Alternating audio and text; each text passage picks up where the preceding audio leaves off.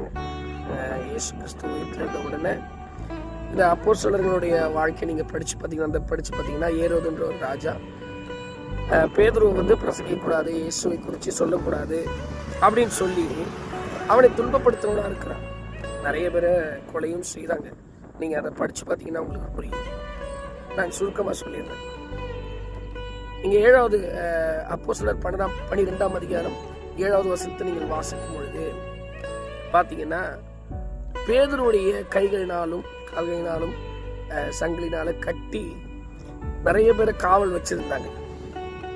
அப்பொழுது தேவதூதன் அந்த இடத்துல வந்த உடனே அந்த அறை முழுவதுமே வெளிச்சமாயிடுச்சு.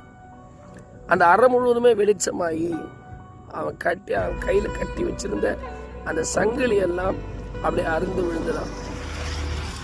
உடனே பேதுரு அப்படியே இருக்கும்போது அவன் விழாவிலே தட்டி அவன் படுத்து கிடந்தா